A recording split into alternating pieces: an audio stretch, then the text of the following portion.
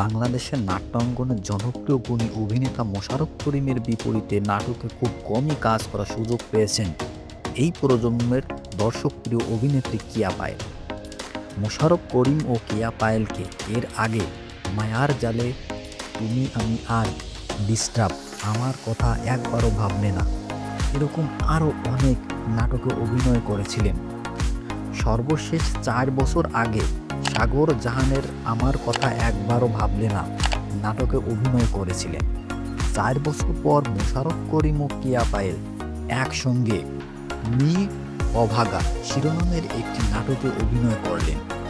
নাটকটি রচনা করেছেন জুয়েল এনিল ও পরিচালনা করেছেন রাকেশ বাবু।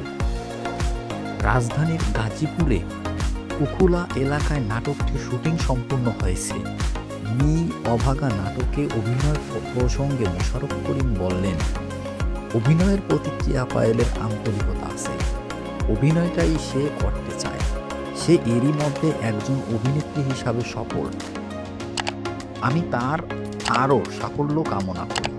আর রাকেশ বসুর সঙ্গে বেশ কিছু কাজ হয়েছে আমার, খুব ভালো কাজ করে, খুব সময় মেপে সুন্দরভাবে কাজ করতে পারে রাকেশ, একজন ভালো পরিচালকই আমি বলবো। তো তার কাছ থেকে আগামীতে আমি বিশেষ কিছু কাজ চাই।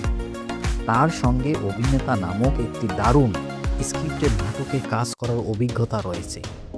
মোশাররফ করিমের সঙ্গে কাজের অভিজ্ঞতা নিয়ে কিয়া পায়েল বললেন, যখন কোনো নাটকে শ্রদ্ধেয় মোশাররফ ভাই থাকেন তখন আমার ভেতর অনেক বেশি ভালো কাজ করে, কারণ আমি জানি পরিচালকের পাশাপাশি তিনি নিজেও দায়িত্ব নিয়ে নেন কাজটি ভালো করার।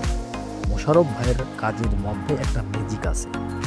স্ক্রিপ্ট যেমনই হোক না কেন, দৃশ্য যেমনই হোক না কেন, শেষে গিয়ে কি যেন একটা হয়ে যায় যা দর্শকের কাছে ভীষণ ভালো লাগার হয়ে ওঠে। আর এটাও সত্যি, একজন সিনিয়র অভিনেতার সঙ্গে কাজ করলে শেখার অনেক কিছু থাকে। মোশাররফ ভাইয়ের সঙ্গে কাজ করছি, আরও করছি, তিনি ভীষণ শুটিং ফ্রেন্ডলি। নাটকটি শীঘ্রই দেশের একটি বেসামরিক টিভি চ্যানেলে প্রচার করা হবে বলে জানিয়েছেন নির্মাতা রাকেশ বসু।